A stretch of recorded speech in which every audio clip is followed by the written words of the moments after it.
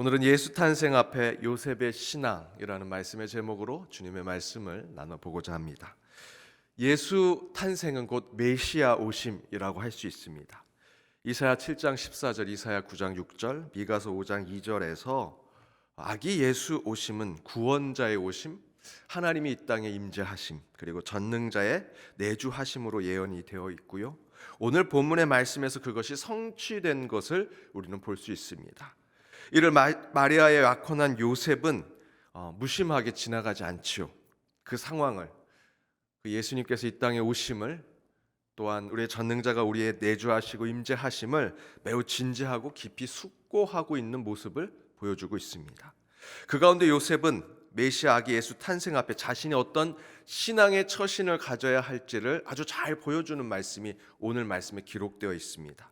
24절과 25절을 함께 읽었지만 또다시 한번 읽어보도록 하겠습니다. 요셉이 잠에서 깨어 일어나 주의 사자의 분부대로 행하여 그의 아내를 데려왔으나 아들을 낳기까지 동침하지 아니하더니 낳음에 이름을 예수라 하니라. 메시아 오심을 기다리고 준비하는 우리 신앙인들의 모습은 어떠해야 하는지, 실제로 이 두 구절에 이 요셉의 모습을 통해서 본다면 저희가 어떻게 이 성탄을 맞이해야 할지를 잘 알려주고 있다라고 할 수 있습니다. 그것이 무엇일까? 저는 오늘 이 두 구절의 말씀에서 세 가지를 여러분과 함께 나눠보고자 합니다. 그 첫 번째는 깨어있는 신앙을 가져야 한다는 것입니다. 깨어있는 신앙을 가져야 한다. 24절에 요셉이 잠에서 깨어 일어나라고 표현되어 있습니다. 여기서 24절에서 요셉이 잠에 들었다는 것은 물론 생리적 현상 가운데 잠자는 것일 수도 있겠지만 다른 이면의 영적인 해석, 영적인 적용으로 본다면 지금 요셉은 영적 침체의 상태 또는 영적으로 깊은 고뇌에 빠져 있는 상태라고 할 수 있습니다. 사실 요셉은 마리아와 약혼을 했는데 그 약혼녀가 임신을 하게 된 것입니다. 물론 성령으로 잉태한 것이지만 요셉의 입장에서는 전혀 상황을 알지 못했었고요. 그 상황 자체로 솔직히 인간으로는 힘들 수밖에 없는 상황인 것이죠. 여러분 생각해 보십시오. 약혼녀와 동침 한번 하지 않았는데 아기를 가졌다. 요셉의 입장에서도 더불어 마리아의 입장에서도 매우 곤란한 상황이 펼쳐질 것을 너무나 잘 알게 된 것입니다. 그래서 19절에 보면 이렇게 얘기하죠. 그의 남편 요셉은 의로운 사람이라 그를 드러내지 아니하고 가만히 끊고자 하였다라고 이야기합니다. 요셉이 의로워서 약혼녀 마리아가 임신한 사실을 드러내지 않으려고 했고 본인도 그것을 끌어안고 갖기로 하되 인간적으로 힘드니 조용히 끊고 가겠다 결심하는 것입니다. 인간적으로 얼마나 힘든 결정을 했겠습니까? 아마도 이런 짧지만 깊은 고뇌의 시간은 영적으로는 매우 어둡고 그늘진 곳에서 할 수밖에 없었을 것입니다. 하나님 어떻게 이런 상황을 제게 주십니까? 하나님 계신 거나 하신 겁니까? 제게 이 기쁜 결혼이라는 이것을 앞두고 제 약혼녀가 난 동침 한번 하지 않았는데 아이를 갖게 됐습니다. 세상 사람들이 뭐라고 얘기하겠습니까? 라고 하는 그 고뇌의 상황들, 영적인 침체와 어둠 속에 빠져 있는 상황을 보여주고 있는 것이죠. 그런데 성경은 그 요셉이 그런 잠자는 상태에 머물러 끝났다라고 증거하지 않습니다. 영적으로 침체된 것을 성경은 물론 저희들이 보기에는 생리적 현상의 잠이라고 수면이라고 생각하지만 영적인 해석으로 본다면 지금 깊은 고뇌에 빠져 있는 거죠. 영적인 어둠 속에 있는 것입니다. 그런데 그곳에 머물러 있지 않다라고 성경은 증거합니다. 요셉은 그런 영적 침체에서 깨어 일어났다라고 표현하고 있죠. 사실 예수를 믿으면서 저와 여러분 얼마나 힘든 일들을 많이 겪습니까? 한 성도님은 인생에서 가장 힘든 일은 예수 믿고 나서부터 시작됐다라고 얘기하십니다. 많은 분들이 공감하실 겁니다. 차라리 예수 안 믿었으면 편히 살고 아무렇지 않은 일들이 오히려 우리에게 있었을 텐데 오히려 그런 문제들이 내게 발생되기 시작했다. 그러면서 하지만 예수 안 믿고 무난히 사는 삶보다 예수 믿고 그 첨예한 문제 가운데 기도하고 고민하고 하나님 붙들고 살아가는 것이 오히려 제게 기쁨이었습니다라는 신앙 고백하시는 분들이 많으시죠. 이 새벽에 이 추운 날 여기 오신 여러분도 그 고백 때문에 여기 오신 거 아니겠습니까? 왜 그렇습니까? 믿는 자 된 우리는 수많은 영적인 역경과 영적인 침체 속에서 하나님께서 우리를 흔들어 깨어 일으켜 세워 주셨기 때문에 저와 여러분이 하나님을 믿고 이곳에 있는 것이죠. 내가 스스로 일어나서 가정을 다시 일으켜 세우겠다, 내 일터를 다시 세우겠다라는 것이 아니라, 예수 믿는 자들은 예수 믿은 후에 매 순간 하나님이 요셉을 흔들어 깨어 일으키셨던 것처럼 저와 여러분도 하나님이 그 영적 침체 속에서 늘 흔들어 깨어 주셨기 때문에 저와 여러분이 그 믿음과 신앙을 붙들고 살아가게 된 것이다 라는 것입니다. 사랑하는 여러분, 우리도 고뇌에 빠지고 때로는 영적 어두움에 빠지게 됩니다. 오늘 말씀의 앞부분의 표현대로 요셉이 잠에 빠져 있는 것처럼 저와 여러분도 영적인 어둠 속에, 영적인 수면 속에 빠져 있을 수 있죠. 그러나 여러분, 끝내 요셉처럼 의로우십시오. 마지막까지 기도하시고 주님을 끝까지 붙드십시오. 그러면 하나님께서 저와 여러분의 그 영적 침체와 영적 수면 가운데 저희를 흔들어 깨워주셔서 바로 서게 하시고 온전한 것을 보게 해주시리라 믿습니다. 그렇게 하나님과 동행하시고 하나님과 함께 하시는 삶 가운데 성탄을 맞이하시는 저와 여러분 되기를 주님의 이름으로 축복합니다. 두 번째는 순종하고 행하는 신앙을 가져야 한다. 순종하고 행하는 신앙을 가져야 한다. 24절 뒷부분에 보면 주의 사자의 분부대로 행하여 그의 아내를 데려왔다라고 성경은 증거하죠.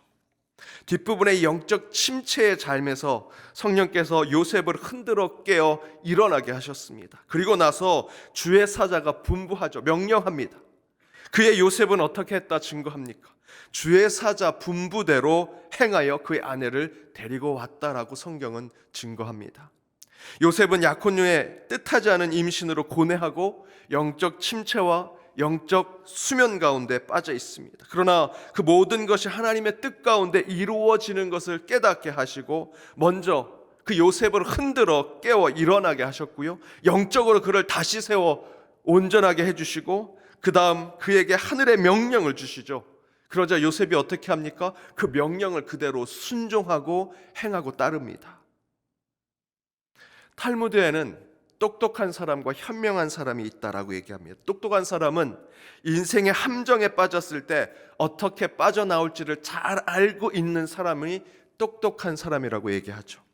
그러나 현명한 사람, 지혜로운 사람은 그 함정에 빠지지 않도록 늘 준비하고 예비하고 그곳을 좋은 곳으로, 선한 곳으로 먼저 나아갈 수 있는 자가 현명한 자, 지혜로운 자라고 얘기합니다.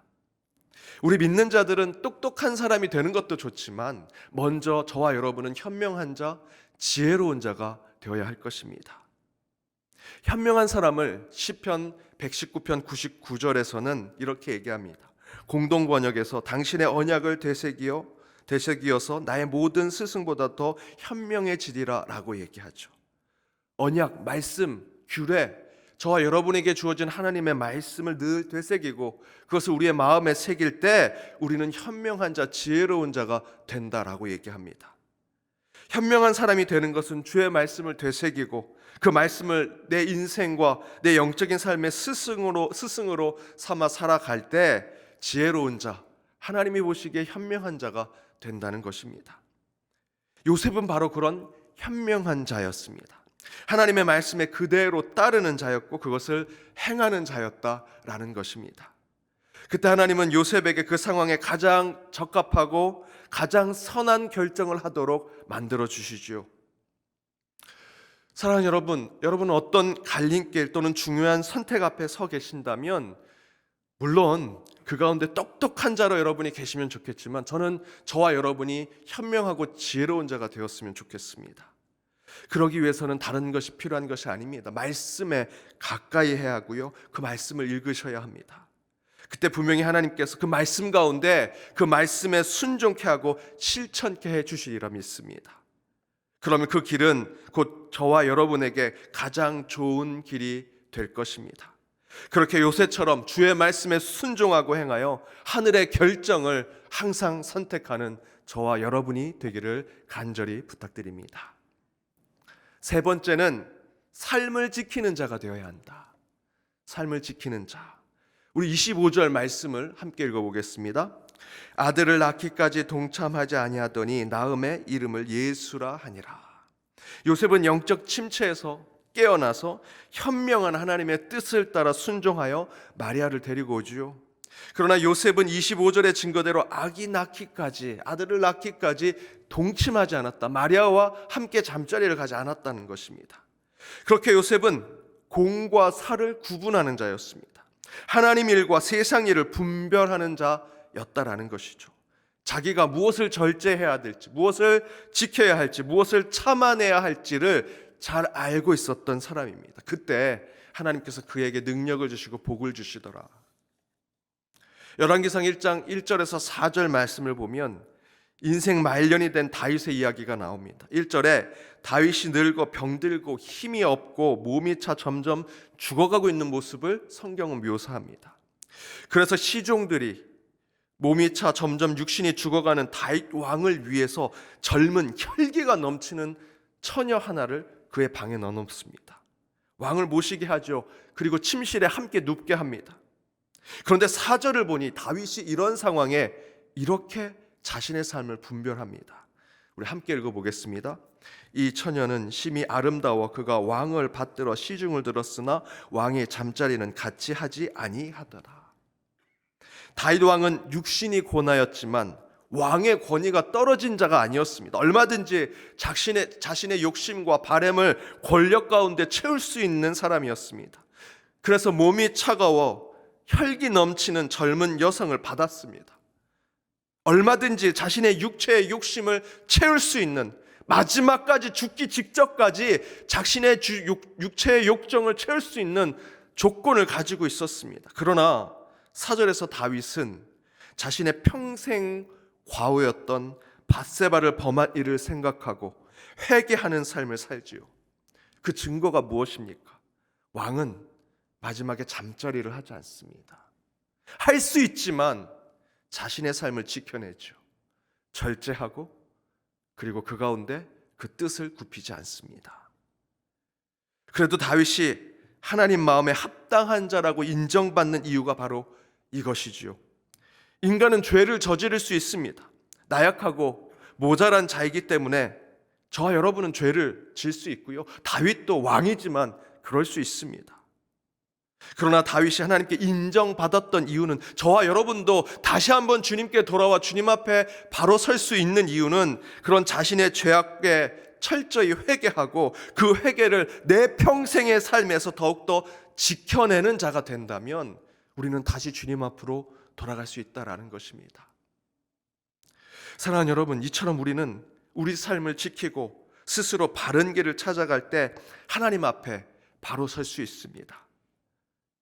그런 요셉의 신앙을 쫓아 성탄 전날 더욱 아기 예수 오심을 기쁨으로 맞이하는 저와 여러분, 우리 연동교회가 되기를 주님의 이름으로 축복합니다.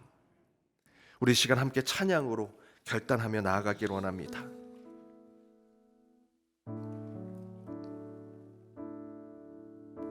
주님, 큰 영광 받으시고 저희들 아기 예수 오심에 하늘의 영광 땅의 평화를 생각하며 오직 영광과 존귀를 받으신 주님을 찬양하며 나아가기를 간절히 바랍니다. 우리 찬양으로 함께 나아가겠습니다.